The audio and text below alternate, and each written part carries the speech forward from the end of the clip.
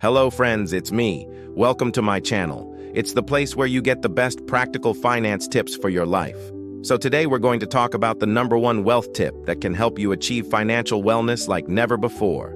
And this is not for everyone. This is a personalized wealth tip. If it works for you, great. If it doesn't work for you, don't worry about it because it's going to be different for everybody. So if you're ready for this, let's get started.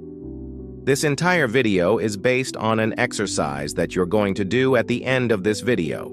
And if you don't do the exercise, then the entire thing is not going to work.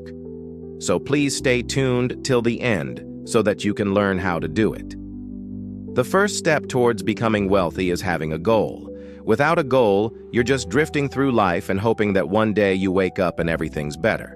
You have more money, you're in a bigger house, you have a better car, but that rarely happens. We need goals. Here are some goals that people typically set for themselves. And I'm sure that some of these apply to you. First one is buy a home. Second one is buy a nicer car. Third one is start your own business.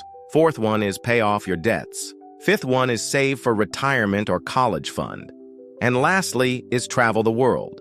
These are very common goals that most people have. And again, some of these might apply to you. Now, the trick to setting a goal is to make it SMART. You've heard that before, right? SMART stands for specific, measurable, achievable, relevant, and time-bound. Let me give you an example of a good goal versus a bad goal. Bad goal is, I want to buy a house. Good goal is, I want to buy a 3-bedroom, 2-bath house with a white picket fence in a safe neighborhood within the next 5 years. See, one is specific, measurable, achievable, relevant, and time-bound. The other one is, I want to buy a house. That doesn't mean anything. You want to go from the bad goal to a good goal. Make your goals SMART. The second step is to prioritize your goals. So assuming that you've come up with a list of your goals, which are the things that you want to accomplish, now it's time to prioritize them.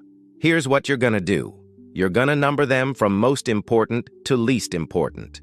For example, paying off your debt should take priority over buying a new car. It really should.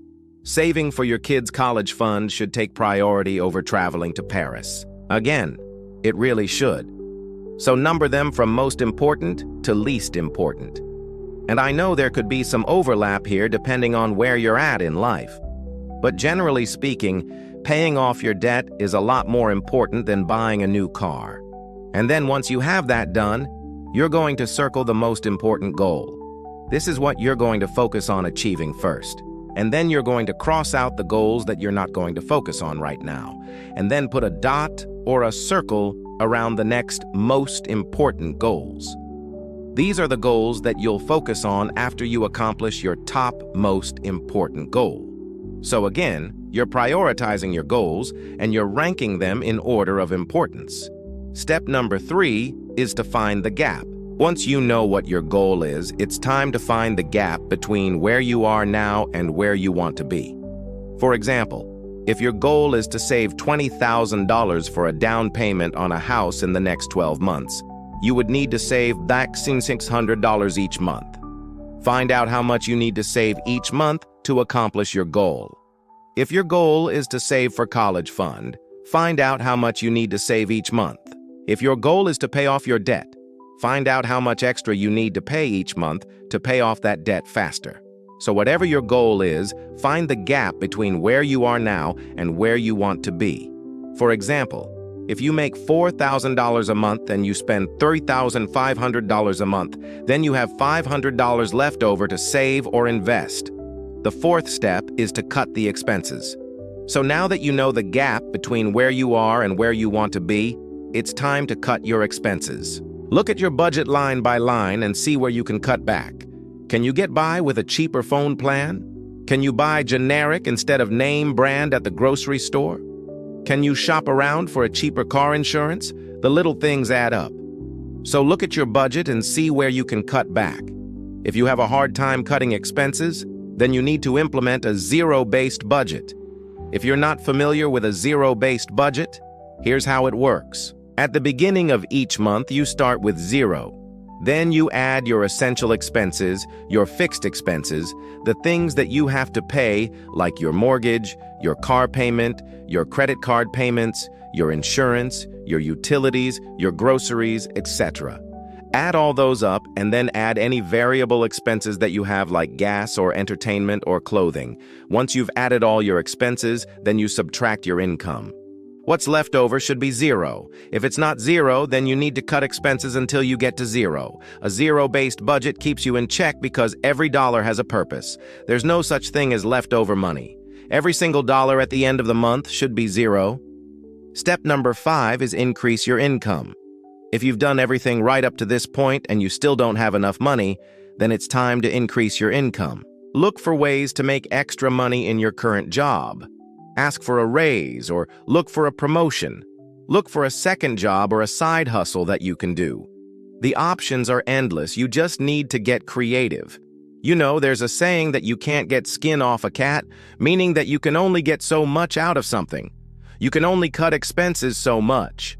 At some point, you have to increase your income in order to accomplish your goals. And it's not always easy to do, but it's definitely possible.